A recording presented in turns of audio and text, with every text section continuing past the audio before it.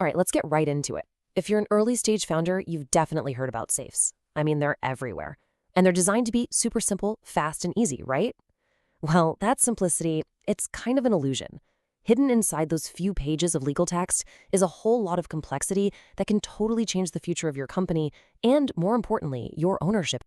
And just listen to this quote. This isn't some crazy one-off horror story. No way. This is what happens all the time to founders who are basically flying blind. The dilution sneaks up on you, a little bit with every safe you sign, until one day you do the math and the reality is just brutal. So how on earth does this happen? How does a founder lose almost a third of their company without even seeing it coming? Well, that is exactly what we're going to break down right now. And it all starts with a huge misunderstanding of what a safe actually is. And that brings us to the core of the issue, what I like to call the safe illusion. You know, founders love these things because you can raise cash fast and you get to push off that really hard conversation about valuation. But all that convenience, it creates this dangerous false sense of security about what you actually own. This is the perfect way to think about it. A safe is a promise. So many founders treat it like it's a future problem, something they'll deal with later. But it's not. It's a real claim on your company that exists from the second you sign it. It's not invisible. It's just, waiting in the wings to make its grand entrance on your cap table. And this is absolutely crucial. If you wait until you're raising your price round, like your Series A, to finally do the math, you're not planning anymore. You are in full-on damage control mode. The choices have already been made, and at that point, you're just finding out how bad the consequences are. Okay, so let's actually see how this hidden dilution works. This is where the numbers can be a real shock to the system, but seeing it step by step makes it all click. So, on day one, life is simple. It's just you, maybe your co-founder. You own 100% of the company. The cap table is clean, the future's bright. This is where it all starts. Now, you go out and raise some money on a few safes. You log into your cap table software, and guess what? It still says you own 100%. This right here is the illusion. The chart looks exactly the same, but under the surface, all those promises are stacking up, creating this massive pressure on your future equity. And then the price round happens. This is the moment of truth. All those safes convert into stock, the new money comes in, and a new option pool for your future team gets created. And just like that, your 100%, which you kind of figured was maybe more like 70%, is now 42%. So how did we get to that number? To really get it, we need to look at the mechanics of conversion. See, that priced round, that's the trigger. It sets a real official valuation, and in that moment, all those promises of future equity suddenly become real shares in your company. And here's something you have to know. Not all safes are the same. The two big ones are pre-money and post-money. Now, a post-money safe is way riskier for you, the founder.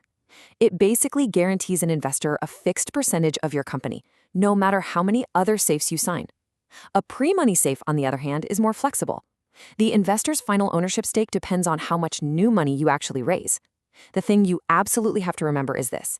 You must know which one you're signing, because it completely changes the dilution.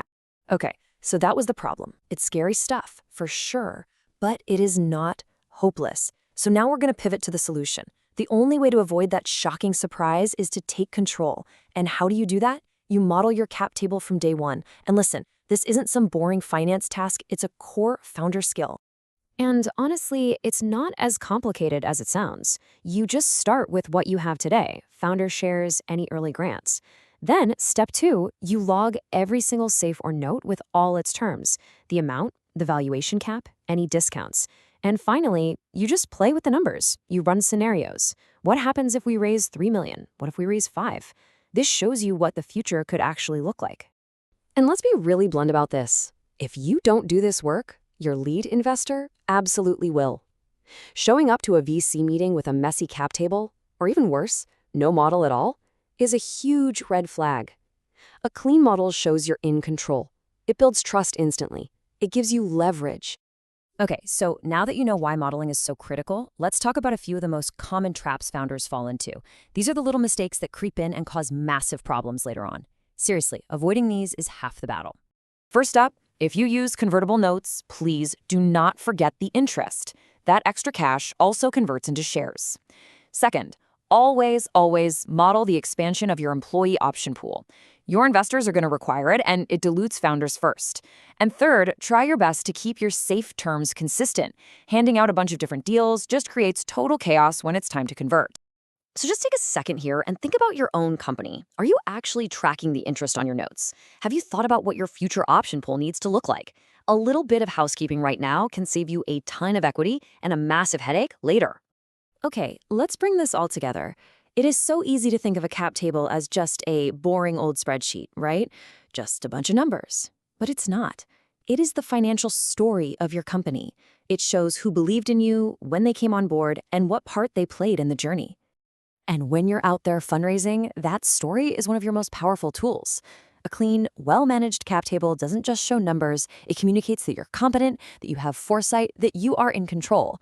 It tells investors that you're not just building a cool product, you're building a real business. So I'll just leave you with this final thought. Every single safe you sign is another sentence in your company's story. By modeling it, by understanding it, and by controlling it, you're making sure that when that next chapter gets written, it's a story you are still proud and, more importantly, empowered to be a part of.